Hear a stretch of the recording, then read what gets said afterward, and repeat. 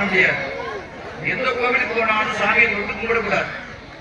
திருப்பதி போறோம், ஒரு சிலை இருக்குது, தொட்டு கும்பிடக்கூடாது. தொட்டு கும்பிட்டா அதுக்கு வாங்கும்.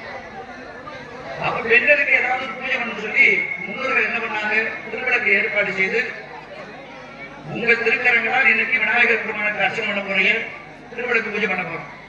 இந்த திருவிளக்கு பூஜை பண்ணோம்னா பட்டத்தரிசி அம்மனுக்கு மட்டும் கிடையாது.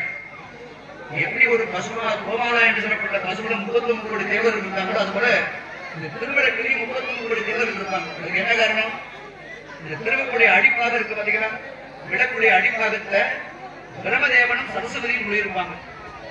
கண்டுகோடு இருக்கக்கூடிய நடுப்பாகத்துல மகாலட்சுமி மகாவிஷ்ணு குடியிருப்பாங்க.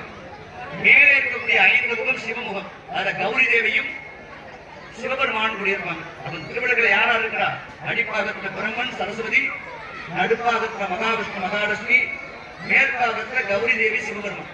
அப்ப எங்க இருக்குது, 3 தேவர்கள் 3 தேவதைகள். இந்த 3 தேவதைகள் 3 தேவர்களை வழிபட்டால் 33 கோடி தேவர்களை வழிபடுவதற்கு சமம். அதனால திருவிளக்கு பூஜையில பட்டத்தரிசி அம்மனை மட்டும் நம்ம ஆவாகனம் பண்ணல. சிவபெருமான் மகாவிஷ்ணு, அதேபோல பெருமான் பிரம்மன் சரஸ்வதி, இது 3 தேவதை வழிபடுறோம்.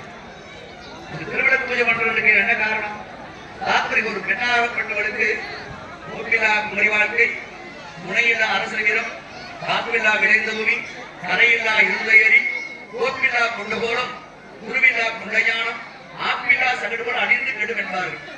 இதுக்கு என்ன அர்த்தம்னா, மூப்பில்லா குமரி வாழ்க்கை, ஒரு பெண்ணுக்கு பாதுகாப்பு தகப்பன் அண்ணன் தம்பி, அதற்கடுத்து கணவன். வண்டி ஓடுவதற்கு அச்சாணி பாதுகாப்பு, நீரை தேக்கி வைப்பதற்கு கரை பாதுகாப்பு, குழந்தைக்கு கறி கொடுப்பதற்கு ஆசான் என்று சொல்லப்பட்ட